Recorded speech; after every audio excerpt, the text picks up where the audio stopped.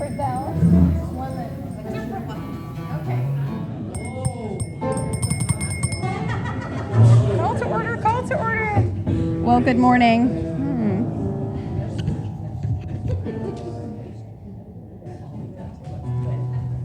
Well, good morning, everyone. Good morning. It's great to feel all this energy in the room. My name is Karen Blakely, and I get to be your host this morning. Welcome to Centers for Spiritual Living in Eureka. Here in Eureka, we like to honor the native lands that we are on. Eureka Center for Spiritual Living acknowledges that the land on which we gather is ancestral territory of the Wiyot people. This territory extends to communities throughout most of Humboldt County, and we honor the Wiyot people today. Oh, yes. Along with everything that is going on in June, I felt like I should bring in one of the holidays that we have here and things that we are celebrating. So in honor of Pride Month, if you are a member of the LGBTQAI+ community or consider yourself an ally of the community, know that this is a safe space. That you are absolutely welcome. Oh, I get all emotional about this. That you are absolutely welcome here, just how you are.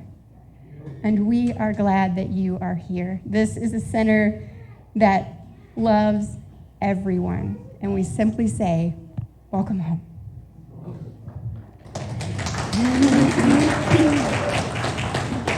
I'm not using my clicker. I'm going to get in trouble.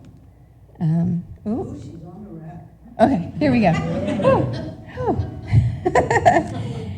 One of the special ways that we like to open our service every week is with our opening affirmation. And so if you will say this with me, and then we'll turn to someone near us for that very last line to honor the path that brought them here this morning.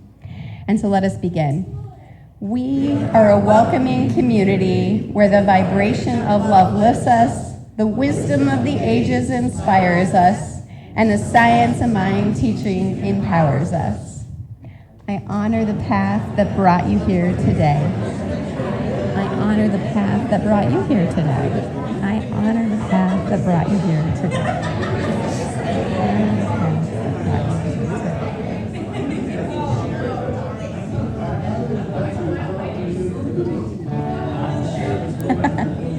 All right, bringing it back, bringing it back. I'm going to have to ring the bell again this morning. We have so much energy in the room today. Oh, thank you all for sharing in that practice. If you were looking for other ways to engage with, I'm having clicker problems this morning, apparently. I'm click happy. If you are looking for other ways to engage with this vibrant community, this is our weekly schedule. You can find all of the details and registration links on our website. Some of our highlights, which you've seen like 4 times now, so I'm sure you have this one down. This is Yoga with Kathy. It continues on Monday and Thursdays at 11 a.m. here at the center. We also have Redwood Pride is having a pancake breakfast, and I mean, who doesn't like pancakes and breakfast? This is going to be next Saturday, June 17th. It's from 10 to 1, so even if you are a late breakfast brunch person, you can still make it. It's only $10 and is a great way to further support the LGBTQAI+ community during Pride. Really good. And I've been told it's really, really good. It's here. And it is here at the center. It's going to be here in our social hall. Also have a call out for media people. If you are interested in posting things on the ECSL Facebook page or submitting press releases, selling things on eBay or Craigslist, if that sounds like fun to you, please talk to Reverend Angelica. We could use your skills. All right. Also just wanted to remind everybody about SOAR at Asilomar. This is our CSL summer retreat. It is back again at Asilomar, and that is a really special place. It's going to be a really great experience. They have really good food and amazing music. So you won't be disappointed if you go. I promise you it is worth the cost. And there's 4 of us going already. And there are 4 of us going already. So join the fun. Our special for this month at the bookstore is on prosperity books, which are $1 off. So if you would like a break on prosperity, grab your books now. All right. And then last but not least is the little pantry. Just a reminder, we are here Mondays from noon to 4 to collect things, and you can bring them on Sundays as well. We're looking for baby food, pop-top cans, shelf-stable milks and juices, and a request for no more ramen noodles. We've got plenty of ramen noodles right now. And be sure to bring in those baby items. There's a lot of need for baby food and baby items. The pantry itself is a little displaced right now, but if you bring things in, you can leave it on that table that's just on the far wall of the social hall. You'll see some other things there as well. Donna? Thank you. You were miming. Today we will begin our choir for the July 4th Patriotic Medley. If you would like to be a part of that, please stay after service. About 11:15, we will go through it. It takes about 20 minutes, and we will be doing that. Hi, Ruth. We'll be doing that after each Sunday service going forward until July 4th. We will sing on July 2nd, so you are welcome. See me if you are interested, or show up. Thank you. Thank you. Absolutely. All right.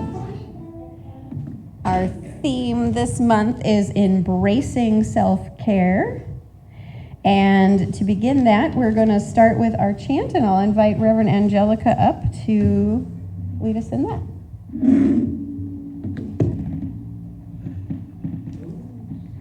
Let's see, the words are down here somewhere. Before we begin this part of our service, I want to honor our members of the month. This is, I know, the second week, so this is a good time to do it, right? I forgot to put a slide up for us, but I would like James and Carol to come up here.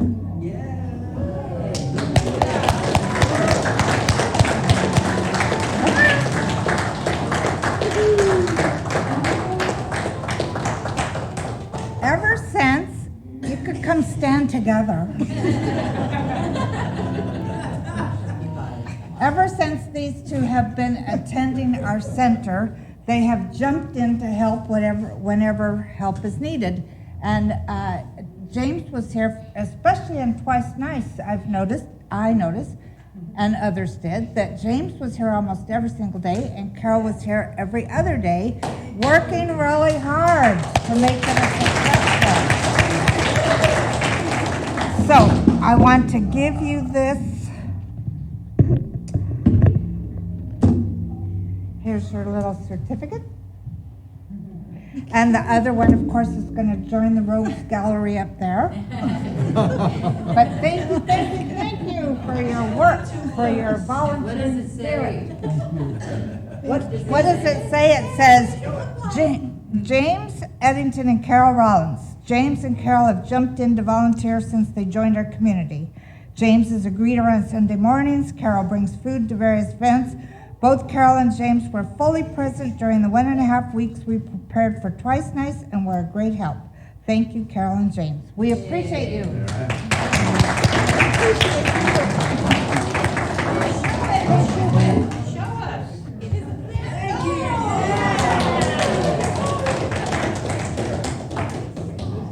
Rick decided to change where we're doing the pictures, because then you see the people that are our members of the month much better. So,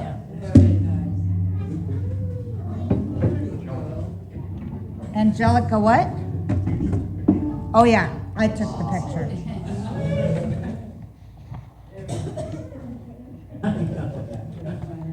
Okay. So last week we started out before the Contemplative by doing a chant. And so some of you sang along with me when I did it, and the first time, and so I know that you remember it from 3 or 4 years ago when we used to be able to sing socially. And we're going to be bringing in more of that. I'm just trying to do it a little bit at a time. So, take a deep breath. Let yourself be comfortable in your seats.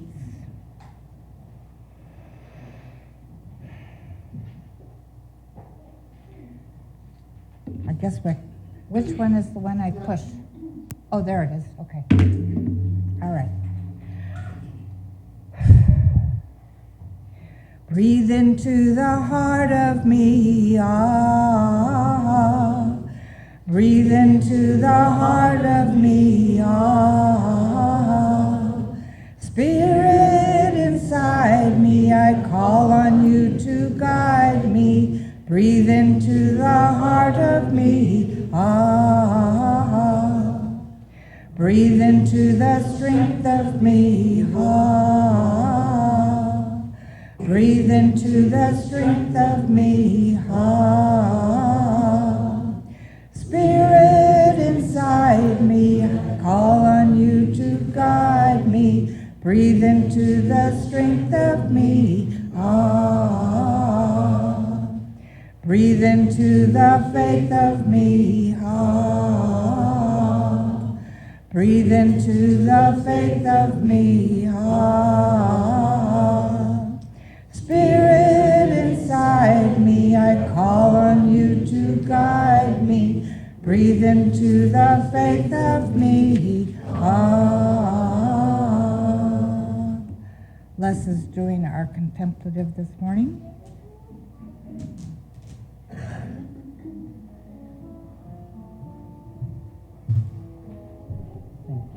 Thank you.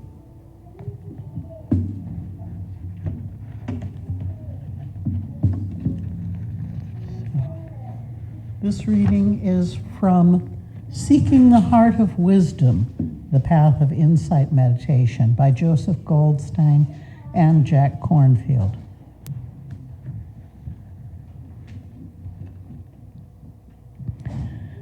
Can we make our awareness so inclusive that we're willing to be attentive to the whole range of our experience? It's something like going on a long journey in a strange land, a journey that takes us through many different kinds of terrain, through mountains and jungle, deserts and rainforest. If we have the mind of a true explorer, when we're in the mountains, we're not thinking, oh, if only I were in the desert now. And if we're in the desert, we're not daydreaming of rainforests. If there's a real sense of exploration, we're interested in every new place that we come to. The experience of our meditation is a similar kind of journey. It's the journey into ourselves through every aspect of our experience. There are ups and downs, highs and lows, times when it's pleasant and times of pain. There is nothing at all that is outside of our practice, because our practice is to explore the totality of who we are. This takes a tremendous amount of willingness. Are we willing to be with the full range of what's going on?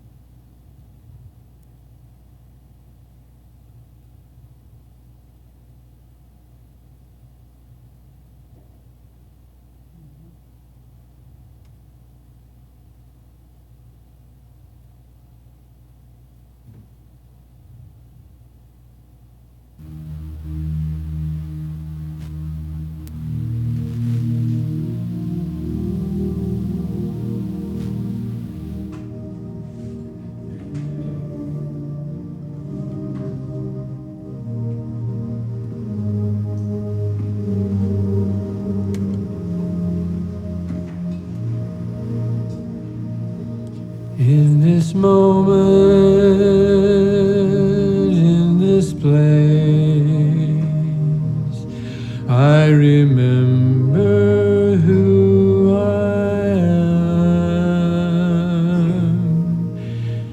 letting fear and worry fall away from me. I open my eyes and see there is only love. There is only love. Love that heals, love that sets us free. There is only love.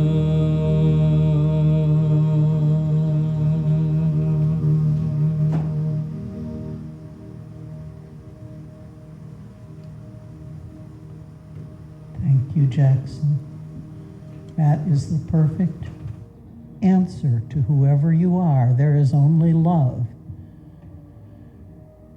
And so, as we recognize the all, let us recognize that the all is truly the all, inclusive not only of every one of us, but of every part of us, our good days and our bad,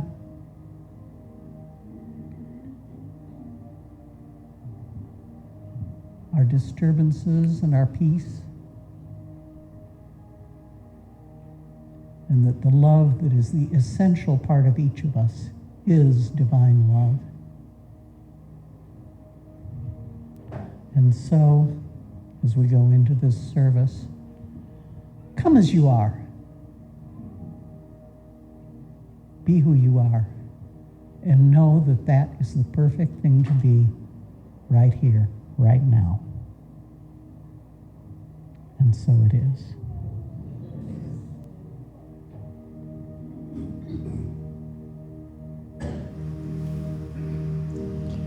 When I lose myself, when I feel I've lost my way, when I go inside and quiet my mind and hear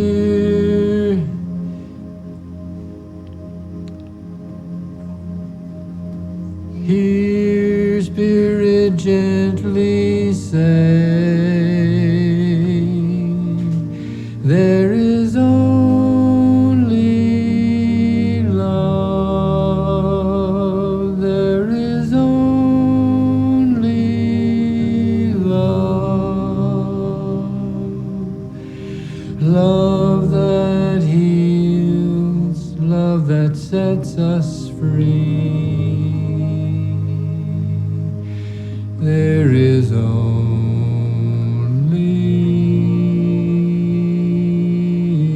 love.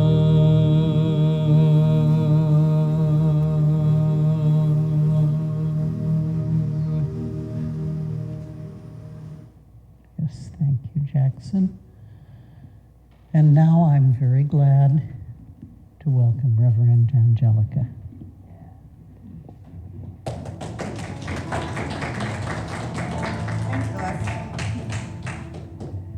That was wonderful lesson, Jackson. That was very good.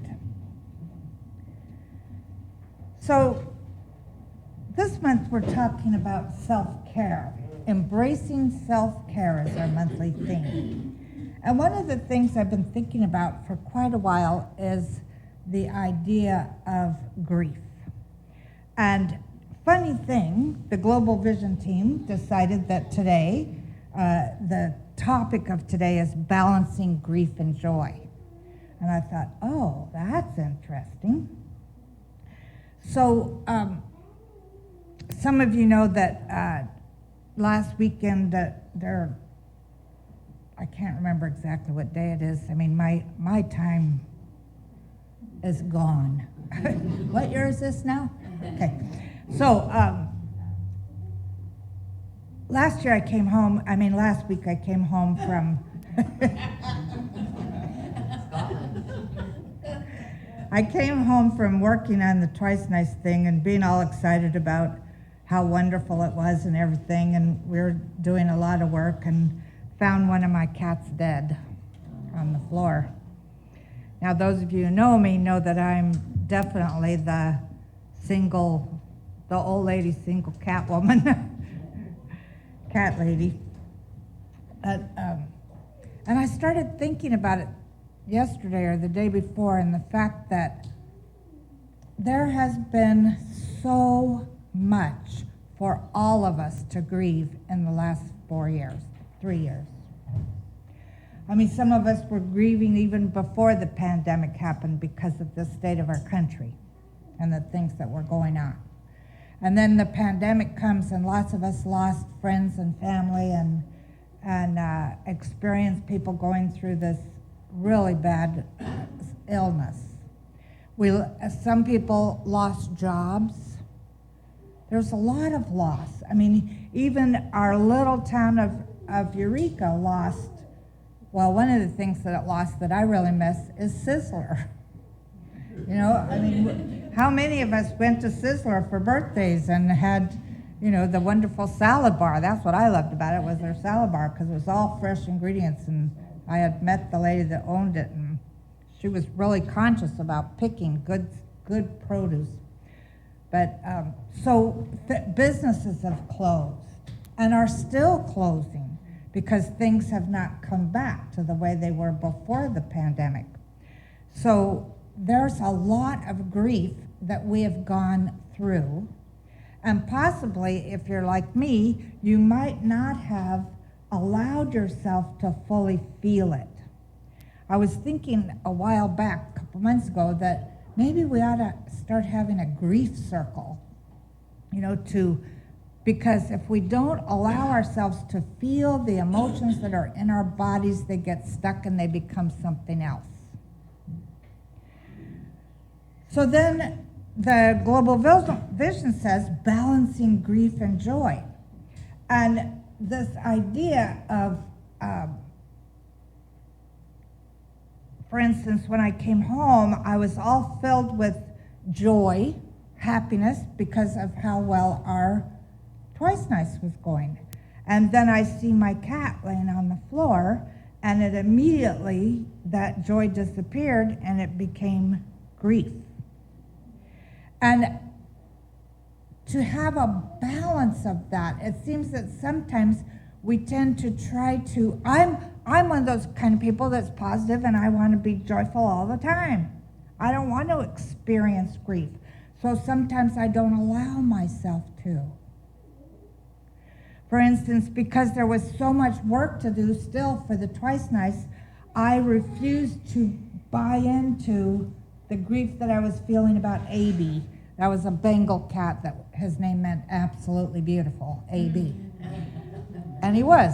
And this was, for those of you who know my cat history, this was the traveler cat, the one that liked to get in UPS trucks and things like that and go to Arcata or various places that, you know, that I'd have to put a notice out about him, and somebody would call and say, I think I have your cat. Where are you? Oh, I'm in Arcata. Oh, no, there's no way he could have got to Arcata. Let me send you a picture. Oh, my God, it is him. One time he went to where the old Kmart used to be, you know, the Barclay and whatever, and somebody posted on Next Door Neighbor that there was this cat that he had been feeding every week, and he knew it belonged to somebody, but, you know, it was hanging out in the parking lot there. So he was feeding it. So I got in touch with him and I said, that's my cat. And he says, where do you live? And I told him I live in Cutton. He goes, oh no, it can't be your cat. Couldn't have gotten all the way over here. And I'm thinking, oh yeah? So I'm trying to get back in touch with him to meet him at the time that he's going to feed this cat. And instead, only he doesn't call me back. And 2 days later, I get this phone call from Holly Street, which is the street above mine in Cutton, who says, oh, I have your cat. It's like he walked up to me and started meowing. So I gave him some food. And I'm thinking, he was all the way across town, and he must have jumped in somebody else's vehicle to get, and I would drive up in my driveway, and I open the door and he'd jump in. That's just the way he was.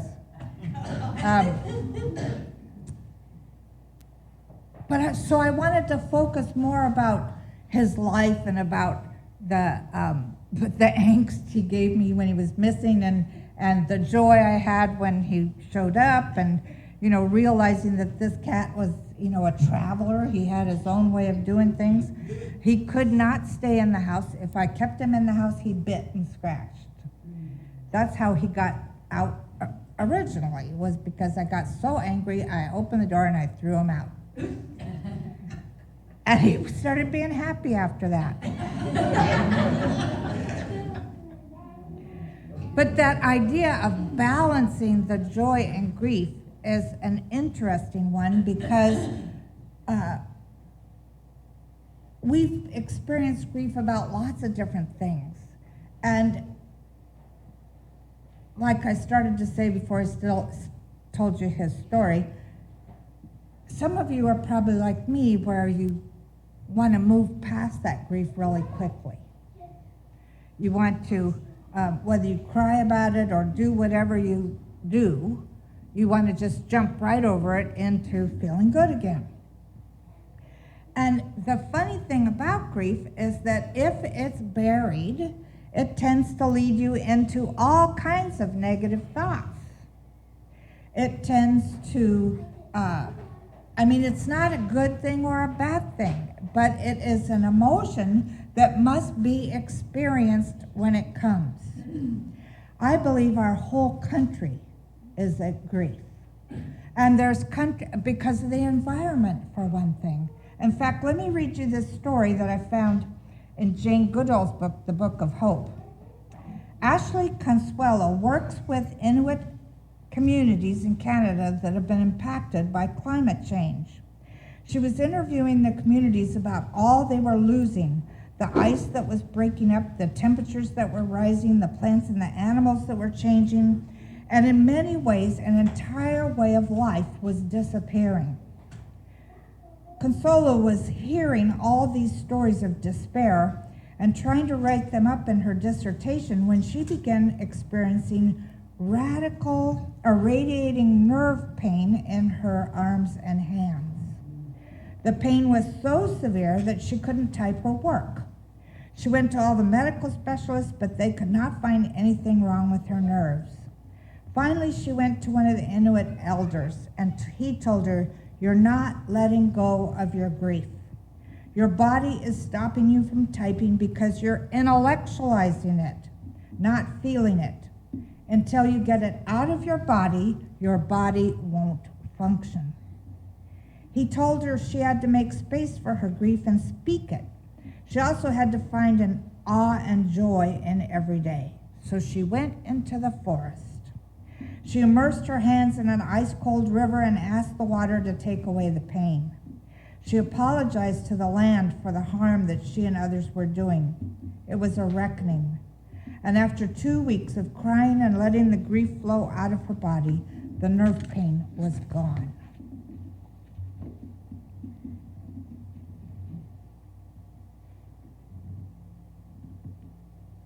I wonder if a lot of the stuff that isn't happening around our planet, isn't because of the grief that's been stuffed. It's not just our country that's having problems. It's probably every country on the planet.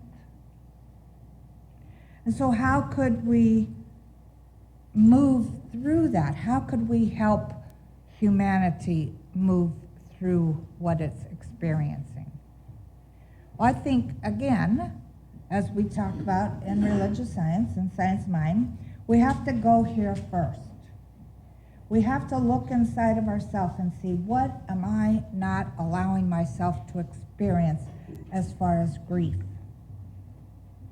You know, one of the things I thought about when I was thinking about this idea of not experiencing, allowing myself to experience grief was that it can cause things like low self-esteem. It can cause things like regrets, confusion, just to mention a couple. I think that sometimes as children we're taught, boys are taught, little boys don't cry. And girls are probably taught that using a different verbiage. I know my mother used to say, you want to cry? I'll give you something to cry about. And did.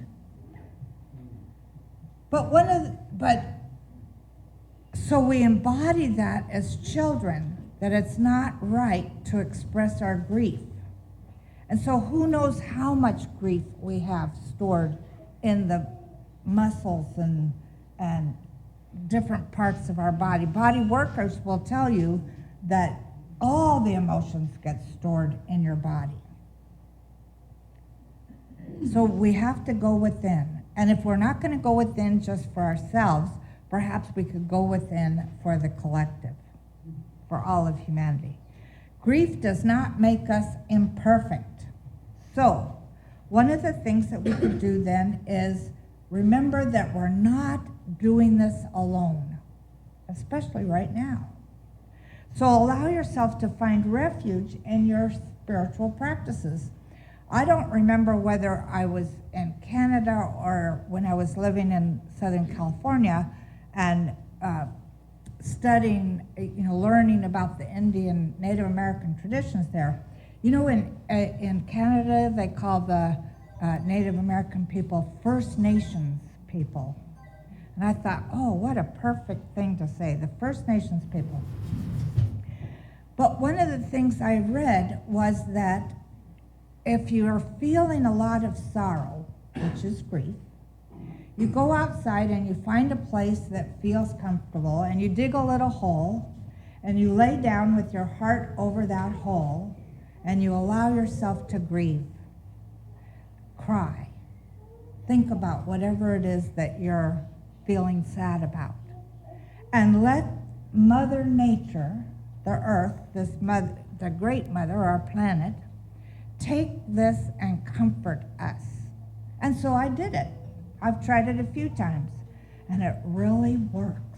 It's amazing to me how, of course, here in Science Mind we say it's done unto you as you believe. Well, I believed it would work, so it did.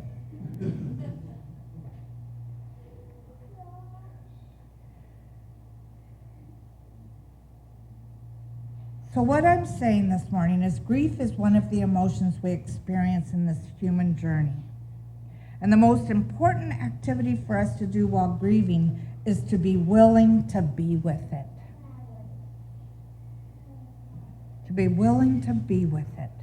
Don't try to push it away. Don't try to ignore it or pretend it's not there by getting yourself so busy. This is what I did, that I didn't have time to experience it. So you know what I did last night? I found a sad movie. And I let myself watch that movie, and that started me crying. And then I was able to let go of the feelings that I had been holding on to. So whatever tool works for you, do it. And even though coexisting with joy and grief sounds like an oxymoron, the truth is, this is something that we can do. Like the Inuit teacher told Consuelo that, allow herself to feel the emotion and give herself time for awe and joy every day. Awe and joy. There is so much for us to be in awe about in this world we've created around us. I mean, I stood at my living room window this morning and I looked out and my roses are growing so prolifically this season. I don't know what's been happening in the universe, but they are really growing. I mean, they're just like, I have 17 rose bushes. They are, every single one of them has a bajillion buds on it. And even one from right out my window, one of them had this, the branch was kind of like this, and then it turned up, and there was the perfect rose right on top of that. And I was like, wow, this is amazing, just amazing. So don't feel like it's wrong to feel a bit of awe or joy in the midst of your grieving. And my feeling is one of the things that you can do to help yourself exist in this, move through the grieving experience with joy is by honoring whatever it is that you're grieving. So if it's a person, you might make an altar in their honor. If it's a job that you lost, you might, me being me, I'd make an altar for anything. But you can do something that brings happiness to you. Allow yourself to engage in activities. Maybe you could do a dance, or create a song and sing a song, or whatever it might be. But honor that thing or person that you're grieving.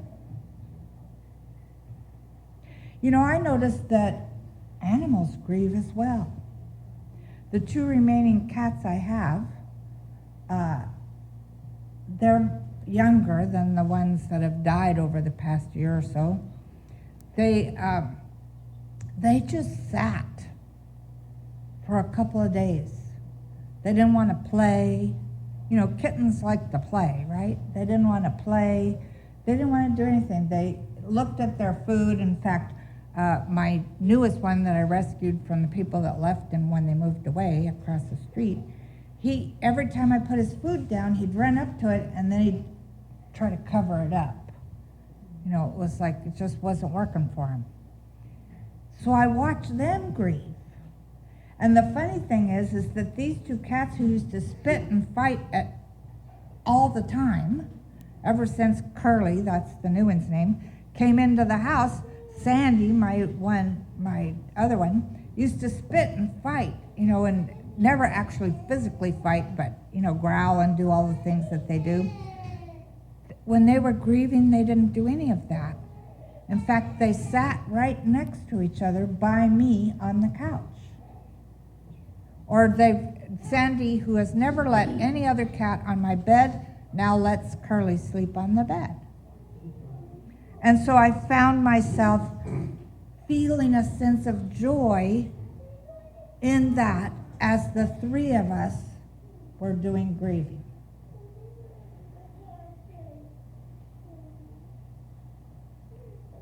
So again, grief is a really important emotion. I mean, if it wasn't, we wouldn't have it. So allow yourself to feel it. In fact, let that be your homework assignment this week, if you want one. I'm a big journaler, so I write things down all the time, and so maybe you could do that. A long time ago, this memory just flashed through my mind. Years ago, I had a cat that died, and I ended up writing him a letter the night that I found him and telling him about how wonderful he had been in my life, etc. His name was Kea, which means white in Hawaiian. So there's all kinds of things that we can do to move ourselves out of any grief that might be stuck in our bodies. If you're thinking, I don't have any, wait till you get mad at something. Anger's often a sure sign that there's something that you're grieving.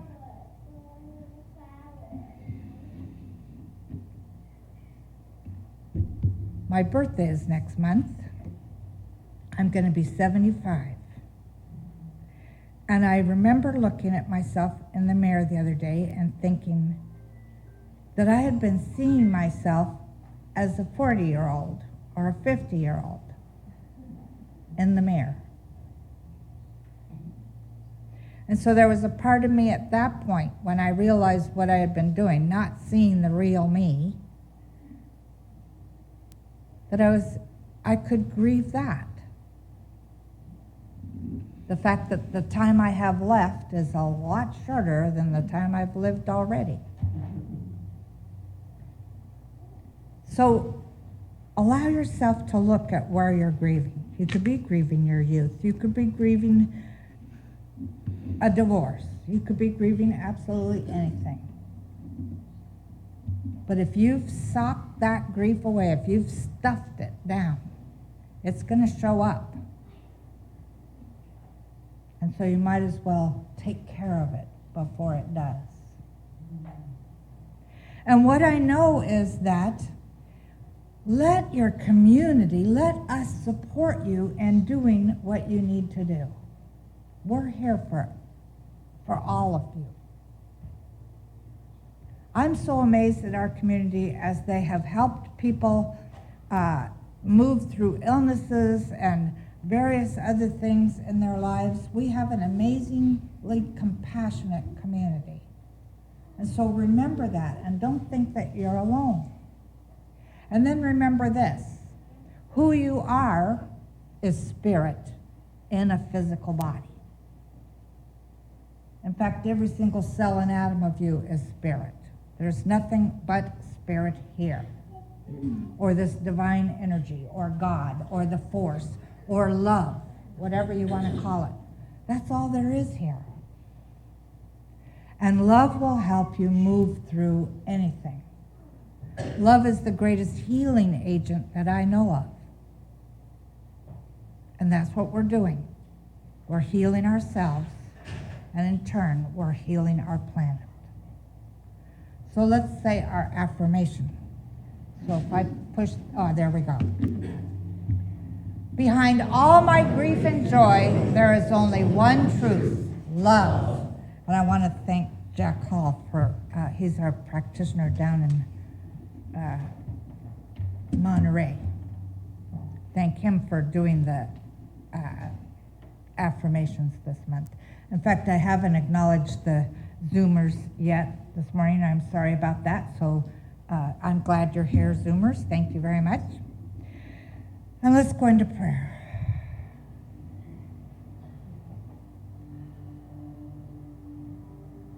I recognize there is only one life. That life is divine life. That life is absolutely perfect, and that life is within us right now. That life is showing up everywhere around us, in things animate and inanimate. All there is this wonderful divine energy. And so we celebrate that this morning. We celebrate that energy because we know what it is love, the energy of love, an unconditional love that is so powerful. So I know for us that we allow this love to help us move through whatever it is we have to move through. We allow this love to help us balance the ideas of grief and joy. We allow this love to be that healing presence in our consciousness, in our bodies, in our country, in the planet. And I know that as we do this, things change. First and foremost, our consciousness changes. So we let it change to one of being the beloved in whom God is well pleased. And how could God not be pleased? Because God is all there is. God is what we are. And so I celebrate all of us as we move through our own stuff, allowing ourselves to become clear, allowing ourselves to participate in the, what I'm calling, the great ascension process of the planet. Allowing ourselves to know the truth, which is what I started this treatment with. There's only one life. That life is God's life. That life is perfect. And that life is the life we are living right now. So I declare that everywhere we walk this week, we see the face of God. And it is beautiful. And it is loving. And it is compassionate. And it is peaceful. And it is everything that we want it to be. And when we look in our mirrors or see our reflection in a window, we see that same thing. Love.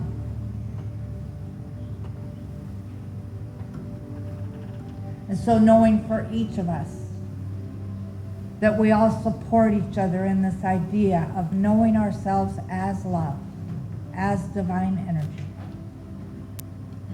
I release these words into divine law, knowing that law says, yes, my darling, and makes it so. And so it is.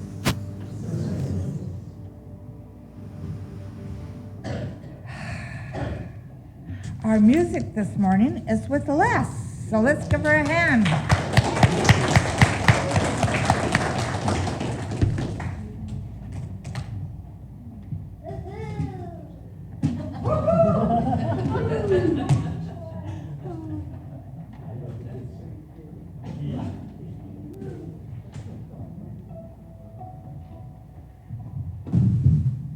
These switch mics always get me. Okay. I started writing this about 3 weeks ago. It took me about a week and a half to complete and memorize it, and it took me another week and a half to be able to play it without crying.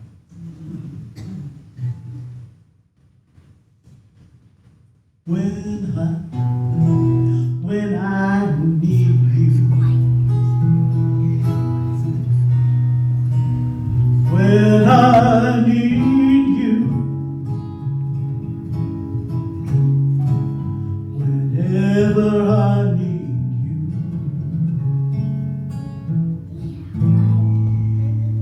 there you are.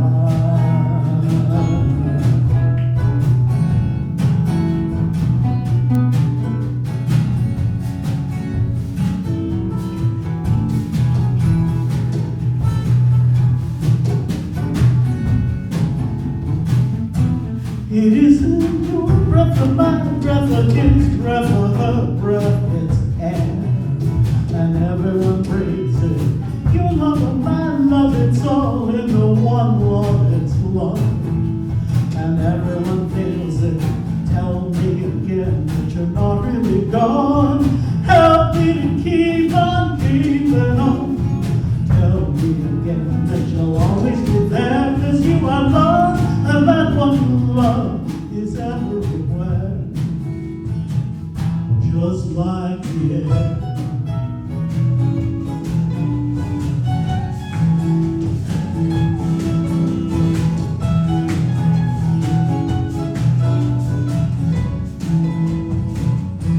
It isn't yesterday, last week, tomorrow, the next day, it's now, and it's always in motion. Gone from your place, here in time, here in space, you're free now, like the wind and the ocean. Tell me again that I'm not alone. Help me to keep on keeping on. Tell me again that the moments we shared are still love, and that one love is everywhere, just like the air.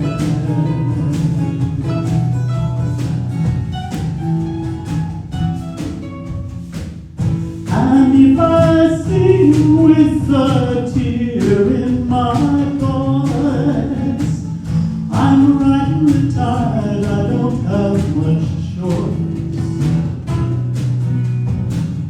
By the dark you can see so many stars. By the dark of my heart, I know where you are, and it's not very far.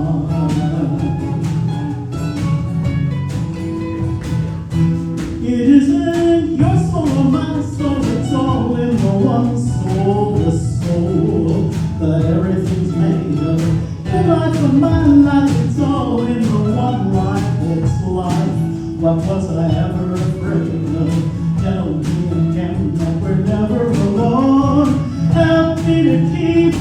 keeping on. Tell me again that the life we share is still life, and that one life is everywhere, just like the air. Ooh, that one life, just like the air. Ooh, that one love, just like the air. And when I'm in you, there you are.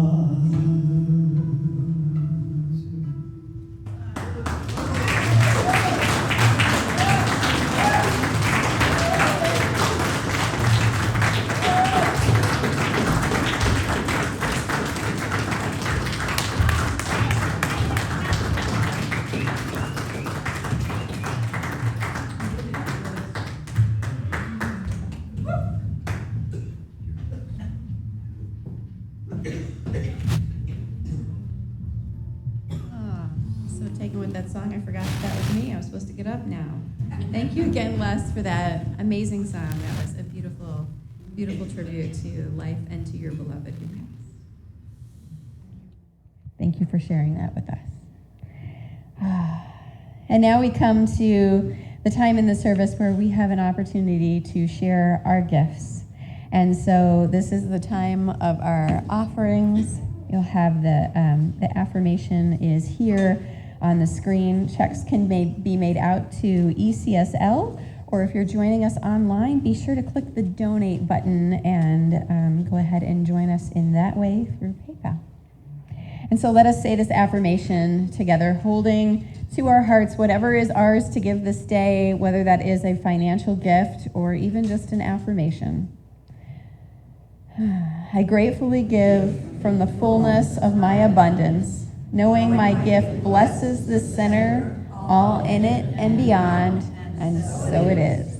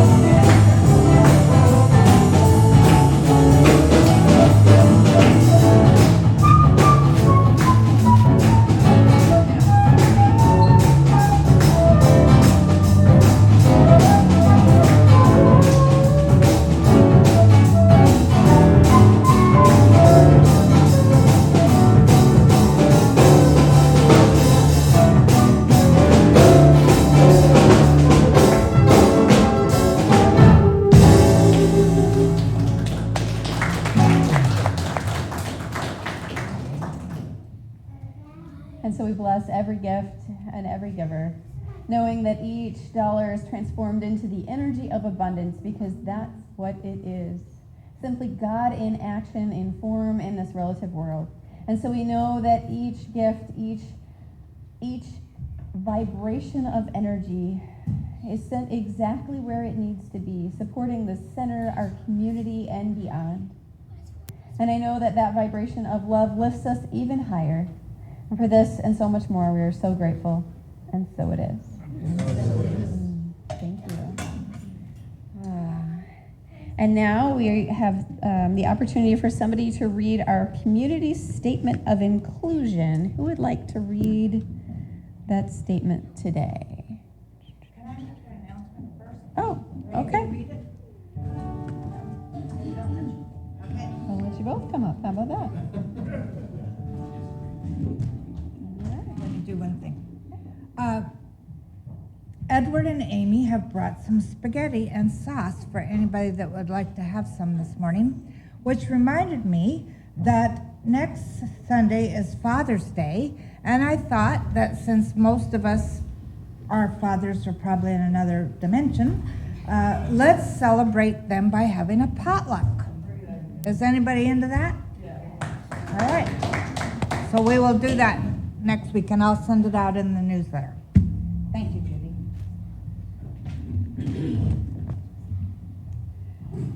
We, the Eureka Center for Spiritual Living, are a community that celebrates diversity, fosters inclusion, champions inner work, and creates space for brave, vulnerable conversions. We are a community that honors the unique emanation of God that each person embodies and advocates for people for human rights and dignity for all. We are a community that blesses each other, sees sacredness in all life, reminds learners and listeners so that we may grow together. We understand that oneness is not sameness. We know our beloved community is real more fully when we love each other well.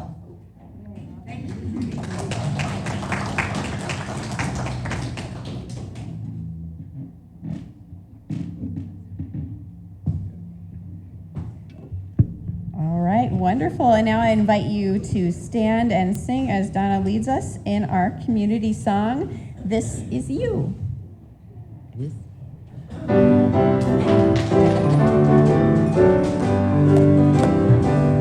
How marvelous, how wonderful, the universal love as manifested here in you and me. I look at you and see in you the God potential there. This is the real you in reality. So let the infinite love shine through. This is you. Believe God's love is the heart of you. Wait no longer to know that it's true.